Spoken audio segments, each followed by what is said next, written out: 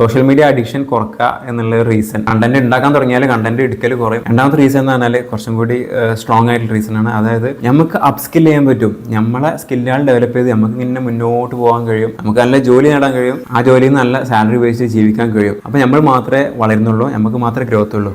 അപ്പോൾ അതിൻ്റെ കൂടെ നമ്മളെ കൂടുതൽ ഒരാളെയും കൂടി കൈ പിടിച്ച് കയറ്റുക. നമ്മളെ ലെവലിൽ ഒരുപാട് താഴത്തുള്ള ആൾക്കാരെ ഹെൽപ്പ് ചെയ്യാൻ വളരെ ഈസിയാണ്. ഫോർ എക്സാമ്പിൾ, നമ്മളിപ്പോൾ അപ് സ്കില്ല് ചെയ്തുകൊണ്ടേ പോവാണ്. നമ്മളൊരു എഞ്ചിനീയറിംഗ് ലെവലോ അല്ലെങ്കിൽ ബിടെക് ലെവലോ അല്ലെങ്കിൽ ഒരു ഭയങ്കര ലീഡർഷിപ്പ് ലെവലിലോ ഇരിക്കുന്ന ജോലി ചെയ്യുന്ന ഒരാളാണെന്നുണ്ടെങ്കിൽ ഏറ്റവും ലോക്ക് എടുക്കുന്ന ഒരു ലാംഗ്വേജ് പോലും ഒന്നും അറിയാത്ത ആൾക്കാരെ നമുക്ക് ഈസി ആയിട്ട് ലാംഗ്വേജ് പഠിപ്പിക്കാൻ പറ്റും. ഇപ്പോൾ ഇംഗ്ലീഷ് നമ്മൾ പെർഫെക്റ്റ് ആണെന്നുണ്ടെങ്കിൽ ആ ഇംഗ്ലീഷ് ലാംഗ്വേജ് ഉപയോഗിച്ചിട്ട് ഇംഗ്ലീഷ് തീരെ അറിയാത്ത ആൾക്കാർക്ക് അതിൻ്റെ ബേസിക് ആയിട്ടുള്ള ടെൻസുകളും കാര്യങ്ങളൊക്കെ വളരെ എളുപ്പത്തിൽ പഠിപ്പിച്ചെടുക്കാൻ കഴിയും. അപ്പോൾ തന്നെ നമ്മൾ ടീച്ചറായിട്ട് മാറുകയാണ്. അപ്പോൾ ഈ ഒരു കാര്യം, അതായത് നമ്മൾ വളരുന്നതിൻ്റെ കൂടെ ഒരാളെയും കൂടി പിടിച്ച് കയറ്റാൻ പറ്റിയാൽ, നല്ല ലോ ലെവലിൽ നിൽക്കുന്ന ഒരാളെ പിടിച്ച് കയറ്റാൻ പറ്റിയാൽ അത്ര നല്ലതാണ്. അപ്പോൾ യൂട്യൂബ് ആകുമ്പോൾ, സോഷ്യൽ മീഡിയ ആകുമ്പോൾ ഒരുപാട് പേരെ ഒരേ ടൈമിൽ ഈ ഇൻഫർമേഷൻ ഷെയർ ചെയ്യുന്നതിലൂടെ പിടിച്ച് മേലേക്ക് കയറ്റാൻ പറ്റുന്നതാണ്. അതാണ് രണ്ടാമത്തെ മെയിൻ റീസൺ.